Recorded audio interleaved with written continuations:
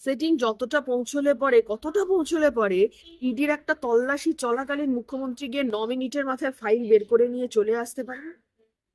ততটাই সেটিং হয়েছে। যতটা সেটিং হলে পরে কেজরিওয়ালকে হচ্ছে যে অ্যারেস্ট করতে পারে সেন্ট্রাল এজেন্সি, ঝাড়খণ্ডের মুখ্যমন্ত্রীকে অ্যারেস্ট করতে পারে সেন্ট্রাল এজেন্সি, কিন্তু আমাদের রাজ্যে মমতা অভিষেকে মানে একদম কেশাগ্র স্পর্শ করতে পারে না। কতটা সেটিং আপনারাই বুঝে নিন। কতটা সেটিং থাকলে এত বড় একটা আন্দোলন, আরজি করের আন্দোলন, তারপরে দাঁড়িয়ে সিবিআই একদম অশ্বডিম্ব প্রসব করে, একদম কার্যত হচ্ছে যে সিবিআই কোনো তদন্তটাকে বিষ বা জলে ঠেলে দেয়। সেটিং এর তো উদাহরণ এগুলো। সেদিন যখন আরএসএস এর পরিকল্পনায় মমতা ব্যানার্জির অনশন মঞ্চে এসে, ধর্ণা মঞ্চে এসে রাজনাথ সিং বসেছিলেন, এ কথা বলার জন্য বসেছিলেন বুঝি? রাজনাথ সিং বিজেপি ছিলেন না নাকি শুভেন্দু অধিকারী জানেন না সেদিন দাঁড়িয়ে কি ছিল? আসলে এইটা গোটাটা একটা গিমিক, মুখোশের ওপর মুখোশ করছে। ওরা মুখোশের ওপর মুখোশ করেছে। ধর্ম ভাষার মুখোশ ছিল, নিচে ছিল হচ্ছে আসল মুখটা হচ্ছে কর্পোরেটের কাছে দেশ বেচে দেওয়া, সাধারণ জনগণ তাদের চাহিদা, চাকরি, শিক্ষা, স্বাস্থ্য, কর্মসংস্থান, সবকিছু সবকিছু, শিল্প, সবটা হচ্ছে জলাঞ্জলি যা কর্পোরেটের হাতে দেশ বেচে দেবে। তার উপরে পড়েছিল ধর্মের মুখোশ, ভাষার মুখোশ। আর তার উপরে এখন এখানে দাঁড়িয়ে বুঝেছে যে এই পশ্চিমবঙ্গের মানুষকে ধর্ম ভাষার মুখোশ দিয়ে খুব একটা মানে ধর্ম এবং ভাষার ভিত্তিতে ভাগ করা সম্ভব হচ্ছে না। শিল্পায়নের মুখোশ করতে চাইছে, মুখোশ করে লাভ নেই, মানুষের মনে আছে রাজনাথ সিং এর কথা। পৃথিবী তো অসংখ্য বর্বর জ্যোতিবাবু কবেই বলে গেছে, এবং ওরা দাঙ্গাবাজ।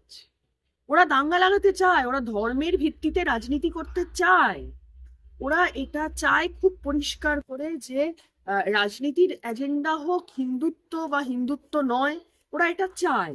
কারণ ওরা জানে যে কর্পোরেটকে যদি তুষ্ট করতে হয় তাহলে হিন্দুত্বকে হচ্ছে যে সামনে রেখে গরিব মানুষকে মারতে হয়। ওরা দাঙ্গাবাজের দল, ওরা দাঙ্গা লাগায়, বিভিন্ন সময় দাঙ্গা লাগিয়েছে। এবং দাঙ্গা লাগানোর যতগুলো শক্তি রয়েছে, ওরা হিন্দুত্ব মৌলবাদের কথা বলে, যতগুলো শক্তি রয়েছে মৌলবাদী শক্তি, যারা দাঙ্গা লাগায় ওরা তাদের পক্ষেই দাঁড়ায়, পাশেই দাঁড়ায়। অতি অবশ্যই মানুষ বুঝতে পারছেন। আর মানুষ বুঝতে পারছেন বলে ওদের এখন শিল্প খেলার ইচ্ছে হয়েছে। ওদের এখন বিভিন্ন রকমের মানে আরো নানান রকমের কথা ওরা সামনে নিয়ে আসবে। এখন দেখবেন খুব হচ্ছে যে তৃণমূল বিজেপির বিরুদ্ধে বলবে, বিজেপি তৃণমূলের বিরুদ্ধে বলবে, একটা মারমার কাটকাট একটা ডায়লগ বাজি চলবে। চলবে, কারণ জনগণ মানুষ বুঝতে পেরেছেন তাদের জীবনের প্রত্যেক দিনের সমস্যা। এই ধরুন মাইক্রো ফিন্যান্সের জালে জড়াচ্ছে গরিব মানুষ, ধরুন পরিযায়ী শ্রমিক হয়ে যেতে বাধ্য হচ্ছে, অল্প শিক্ষিত হোক বা বেশি শিক্ষিত হোক, যাই হোক না কেন আমাদের রাজ্যে কাজ নেই। ফলে এগুলো নিয়ে মানুষ যখন কনসার্ন হচ্ছেন, যখন দেখছেন যে 100 দিনের কাজের টাকা আসলে আসলো না, এবং 100 দিনের কাজটা একটা আইন ছিল, সেটাকে বদলে একটা প্রকল্প করে দেওয়া হচ্ছে, তার বিরুদ্ধে দাঁড়িয়েও কোনো কথা নেই। এই সমস্তগুলো মানুষ চোখের সামনে দেখতে পাচ্ছে, ফলে মানুষ বুঝতে পারছে। আপনি আশ্চর্য হয়েছেন এতে? আমরা একটু আশ্চর্য হইনি। ওরা ঘুম ছিনিয়ে নিয়েছে অনেক দূরের কথা, ওরা পাড়ার মধ্যে কথা বলতে দেয়নি বিভিন্ন জায়গায়। ওরা বিভিন্ন জায়গায় কথা বললে পরে, মিছিল করলে পরে আক্রমণ নামিয়ে এনেছে। এই তো আমরা দেখেছি প্রত্যেক দিন। মানে এতে আমরা একটু আশ্চর্য হচ্ছি না। তৃণমূল কংগ্রেস গণতন্ত্র বিরোধী একটা দল, এটা দিনের আলোর মতো পরিষ্কার। তিনি আসলে বলতে চাইছেন বিজেপির বিরোধিতা যারা করবে তারা সিপিআইএম কে ভোট দিও না, তারা সবাই মিলে একসঙ্গে তৃণমূল কংগ্রেসকে ভোট দিও। রাজ্যে দুটো দল থাকবে, তাহলে আমরা নিজেদের মধ্যে ভাগাভাগি করে নিয়ে আমাদের মতন করে রাজনীতিটা চালাতে পারবো। এবং সেখানে দাঁড়িয়ে রুটি রুজির কোনো লড়াইয়ের কোনো গুরুত্ব নেই, রুটি রুচির দাবি মানুষের, সেই দাবির কোনো গুরুত্ব নেই। একদম পরিষ্কার হয়ে গেছে এটা শুভেন্দু অধিকারীর কথায়, যে ওনারা এখানে দাঁড়িয়ে, এই বিজেপি এই রাজ্যে দাঁড়িয়ে তৃণমূল কংগ্রেস ছাড়া অন্য কাউকে ওরা দেখতে চাইছে না, অন্য কারোর সঙ্গে ওরা লড়াই লড়তেও রাজি না। নির্বাচন কমিশনকে আপনি কি বলবেন? কারণ ওনারা বিষয়টাকে একটা ছেলে খেলার পর্যায়ে নিয়ে চলে গেছে, কোনো কিছুতেই তাদের কোনো কিছু যায় আসছে না। দেখুন, নির্বাচন কমিশন যদি তার মানে সাংবিধানিক ভাবে যেভাবে কাজ করার কথা সেভাবে কাজ করতো তাহলে অবশ্যই চিত্রটা অন্যরকম হতো। কিন্তু নির্বাচন কমিশন যখন বিজেপির রাজনৈতিক এজেন্ডাকে সামনে রেখে কাজ করতে যায়, তখন সেখানে দাঁড়িয়ে সমস্যা তৈরি হয় বৈকি। এবং তার থেকে ছেলে খেলাগুলো তৈরি হয়, সাধারণ মানুষের হয়রানি তৈরি হয়। হয়রানি হচ্ছে তো আজকে লজিক্যাল ডিস্টারবেন্সের নামে, ভয়ঙ্কর রকমের হয়রানির শিকার হচ্ছেন মানুষ। এবং শুধু তাই নয়, তার সাথে দেখুন নির্বাচন কমিশন এবার যে এসআইআর শুরু করলেন, আমরা প্রথমেই একটা কথা বলেছিলাম যে নির্বাচন কমিশনের কাজ নয় নাগরিকত্ব যাচাই। সে নাগরিকত্ব যাচাইয়ের কাজ নির্বাচন কমিশন করতে পারে না।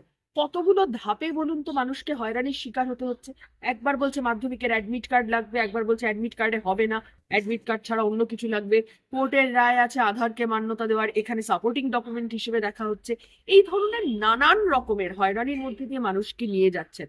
আমরা বলছি এই যে হয়রানির মধ্যে দিয়ে মানুষকে নিয়ে যাচ্ছে ওরা, আসলে এইটা বিজেপির একটা চাল, এটা আরএসএস এর একটা চাল, যাতে তৃণমূল কংগ্রেসের পক্ষে আবার তৃণমূল কংগ্রেসের মানে বিক্ষুব্ধ হয়েছিল তৃণমূল কংগ্রেসের প্রতি যে সমস্ত মানুষজন, সেই মানুষজন যাতে হচ্ছে যে আবার কিছুটা তৃণমূল কংগ্রেস মুখী হয়, বিজেপির পক্ষ ছেড়ে তৃণমূল কংগ্রেসে আসে। কারণ এই রাজ্যে দাঁড়িয়ে তৃণমূল কংগ্রেস আরএসএস এর জন্য কাফি, তৃণমূল কংগ্রেসই আরএসএস এর জন্য কাফি। অন্য কাউকে ওর দরকার নেই, ওর বিজেপিকে দরকার নেই এই রাজ্যে আরএসএস এর মতবাদ ছড়িয়ে দেওয়ার জন্য। হুমায়ুন কবির নতুন দল তৈরি করেই মুখ্যমন্ত্রী হওয়ার স্বপ্ন দেখছেন এবং তার জন্য তিনি দুই ফুলের সাথেও জোট করতে রাজি হয়েছেন। তো এই বিষয়ে আপনি কি বলবেন? হুমায়ুন কবির জানি হুমায়ুন কবির কি করবেন। হুমায়ুন কবির খুব পরিষ্কার করে বলেছিলেন তিনি মন্দিরের বিরুদ্ধে মসজিদ তৈরির পক্ষে দাঁড়িয়ে থেকে দল তৈরি করছেন। ফলে সেখানে দাঁড়িয়ে কোনো ফুলের সঙ্গে তিনি যদি সমঝোতা করতে চান করবেন, সেটা ওনার ব্যাপার। 26-এ কি আদৌ শান্তিপূর্ণভাবে ভোট হওয়া সম্ভব? কারণ এই মুহূর্তে রাজ্যের যে পরিস্থিতি, জনগণ তো সেটার উপর আস্থা পাচ্ছে না। দেখুন, আমরা চাইবো একটা রাজনৈতিক দল হিসেবে সবসময় শান্তিপূর্ণ নির্বাচন হোক, এটাই আমরা চাইবো। কিন্তু আমাদের রাজ্যে তৃণমূল কংগ্রেস যেভাবে আগ্রাসন চালায় নির্বাচনের সময় আগে পরে, যে আক্রমণ চালায়, তাতে এইটা ভীষণভাবেই একটা সোনার পাথর বাটি হয়ে দাঁড়াচ্ছে আজকাল শান্তিপূর্ণ নির্বাচনটা আমাদের রাজ্যে দাঁড়িয়ে। তো সেখানে দাঁড়িয়ে আমাদের জনগণের কাছে খুব পরিষ্কার আহ্বান থাকবে, শান্তিপূর্ণ নির্বাচন, সেই নির্বাচনটাকে আমরা যাতে করতে পারি, শান্তিপূর্ণভাবে যাতে নির্বাচন করতে পারি, সেটা যাতে আমরা নিশ্চিত করতে পারি। জনগণেরও আমাদের দায়িত্ব রয়েছে, এবং কেউ যদি কোথাও দাঁড়িয়ে আমাদের কোনোভাবে ভোট লুটের চেষ্টা করে, আমাদের মানুষকে সেটা হচ্ছে রুখে দিতে হবে। তাদের সাথে অন্য কোনো দলের জোট হতে পারে? তো আপনি কি কতটা আশাবাদী?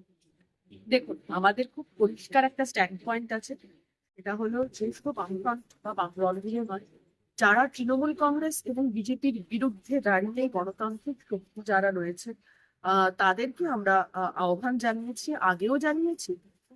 রিসেন্টলি আমাদের পার্টির সম্পাদক একদম ওপেনলি একথা বলেছেন, যে শুধু বামফ্রন্ট নয়, আইএসএফ এবং কংগ্রেসের মতন দলগুলোকেও আমরা বলছি, অতি অবশ্যই বলছি যে তারা তাদের সিদ্ধান্ত দ্রুত নিন, এবং আমরা আহ্বান জানাচ্ছি তাদেরকে একসঙ্গে নির্বাচনী সমঝোতা রাখতে। ইউপি নেতা কামাল হোসেন বলছি যে সিপি তাদের সঙ্গে জোট না করে বা তাদের হাত না ধরে, তাহলে যে শূন্যের গোড়া রয়েছে সেখানেই তারা থেকে যাবে। আমরা কাদের হাত ধরতে চাই, কাদের হাত ধরতে চাই না, আমাদের কথা খুব পরিষ্কার।